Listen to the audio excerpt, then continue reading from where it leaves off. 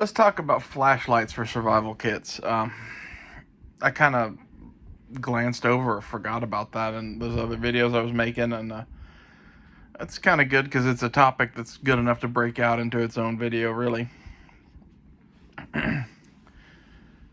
uh, in a survival kit, do you even put a flashlight? That would be a big question. And my answer to that would generally be yes, because you can get pretty cheap, pretty bright ones that take commonly available batteries for, not much money. And if nothing else, as a signaling device at night, it's nice to have. And if you don't have a flashlight, you basically just stop doing shit when the sun goes down, which is probably good advice anyway. Stay around the fire, that kind of a thing. But if you have one, you have the option or ability to move around and do stuff at night, which is good. So what kind of a flashlight would you put in a survival kit? There's many flashlights on the market now that are using rechargeable batteries for other things like EDC or everyday use in your house or something like that. That's great. For survival lights, I tend to say no. And the main reason is there are pocket chargers and shit that you can bring that would extend the life of that rechargeable battery, but that's more shit to bring, and you could just bring extra batteries. And I've never found those little pocket rechargers to be reliable enough to replace AAA batteries or AA batteries. So what I would look for is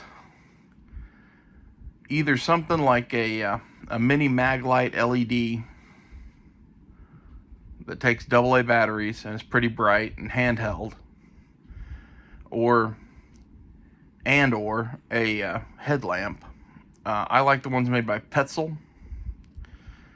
They range in price, but the one that I looked at that I'm going to buy to replace one that I had that wore out is like 60 or 70 bucks. There are ones in the $25 range. There are ones in the $40 range. Do whatever you think is best. I would say get as bright of one as you can, though, but the headlamp is nice because you can go hands-free. And just for outdoor use, if you gave me a choice over that mini Maglite or the headlamp, I'm going to choose just the headlamp. But you can bring both, and there's a good reason to bring both, and that's signaling at night. And the mini Maglite gives you the ability to focus the beam, which is, I consider it to be important. Is it the most important thing in the world? Not necessarily. Are there better flashlights? Yes. Are there better flashlights for the money? Not really. Not in my estimation. It's just like the old reliable standard kind of thing.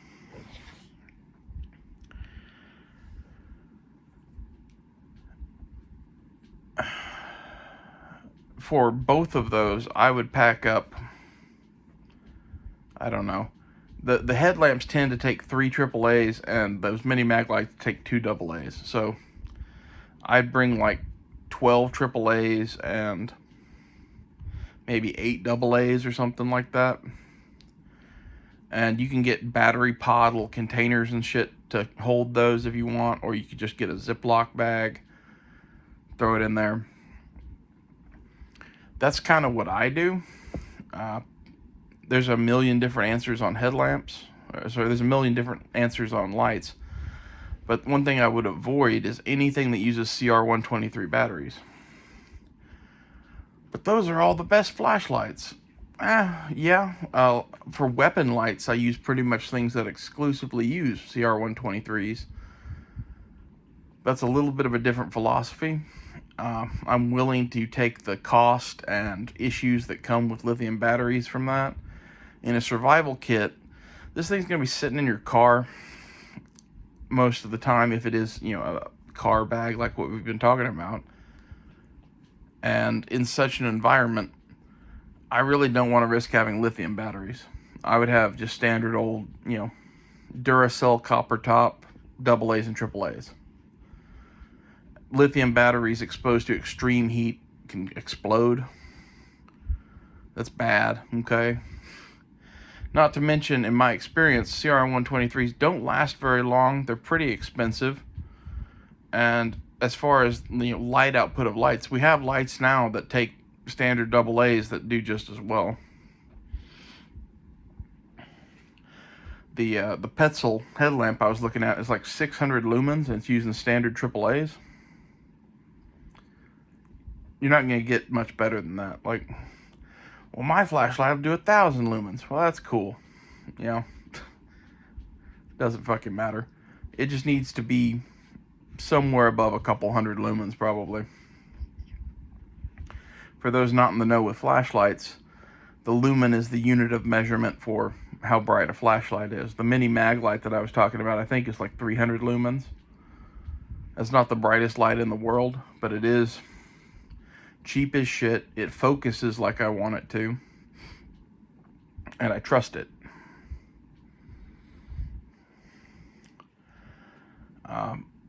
What about Phoenix and Olight and whatever? All of these new Chinese flashlight companies. The EDC flashlight I'm actually looking at getting is Olight. I've owned many Phoenixes over the years. I don't really have an issue with those lights, but not my particular cup of tea. I'm a fan of Streamlight for handheld lights. I'm not a fan of Streamlight for weapon lights. And we'll cover weapon lights in this video too. When it comes to weapon-mounted lights, I buy Surefire and only Surefire. And why is that? Basically, I've bought many lights over the years, and every one that wasn't a Surefire that I bought as a weapon light, I was disappointed in. I started buying only Surefire a few years ago, and haven't been disappointed since. And if you're willing to take the using CR123 batteries lights, the G2X Tactical, I think it is, or the Police, I don't really remember which. It's one that is either off or bright as fuck. There's no other modes. I like that one. But I want different modes so I can use it. Okay, well, they make one that has the bright mode or a low mode. I think I have one of those too. One is the Police and one is the Tactical, and you can get either one really. But if you're using it as a weapon light, you really want the bright and bright only. If you're using it as a handheld light, it is nice to have a lower setting to conserve your batteries.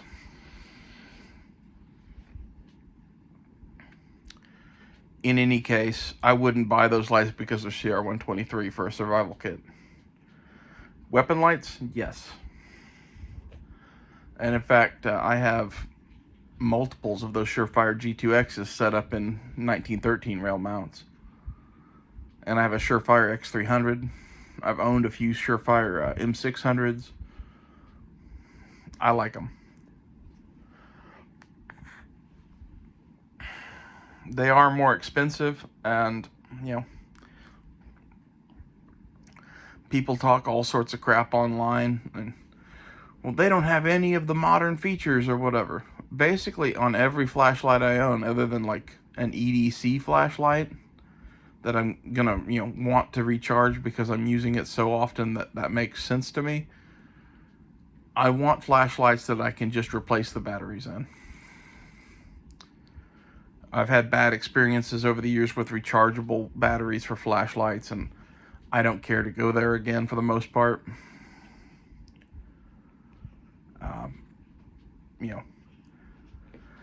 The ability to just buy batteries someplace or have a stash of pre-bought batteries someplace and just take out the old ones and put in the new ones and go on with life is a superior system to me for all lights. What about the EDC light? Well, the EDC light is so fucking tiny that it would either take stupid ass little button batteries or, one AAA or something like that. And I'm given the fucking situation of that light, I'm making an exception to that rule to have a rechargeable.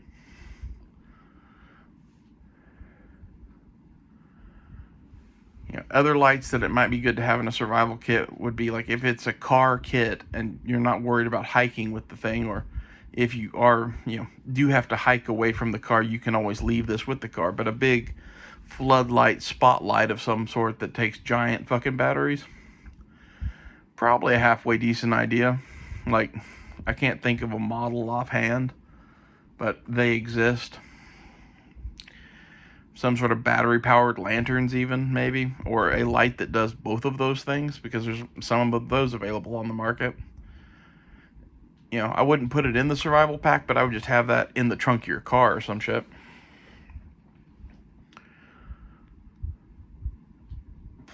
For me, the main outdoor light that I'm going to use is going to be the headlight. I've camped extensively in the past, and when I did, the only light that I was using was a headlight, and it was a godsend. It was actually the headlight that I just had wear out on me. The elastic band for it just finally gave up the ghost. I took the light off of it and mounted it to a helmet with some Velcro. So I've still got it. It still works. Petzl makes good shit. Just elastic and nylon has a fucking lifespan to it. And I got my money's worth out of that light. I think I spent 60 or 70 bucks on it when I bought it. Headlamps aren't really something to go cheap on, in my opinion. You might as well get the good one.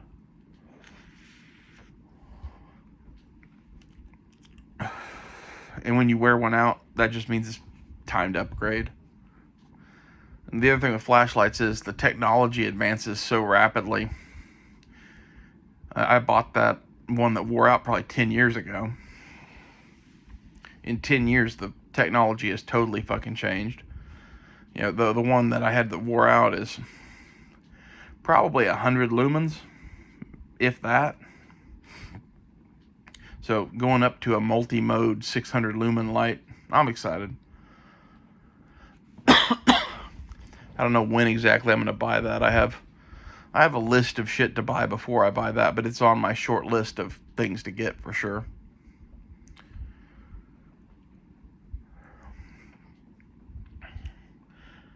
Flashlights is one of those topics that you could just talk to death, like knives or guns or backpacks or whatever else it is that we talk about. But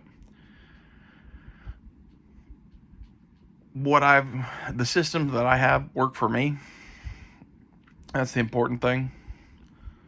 If you feel that, you need some different capability and you prefer rechargeable lights and carrying a fucking giant battery block, go for it.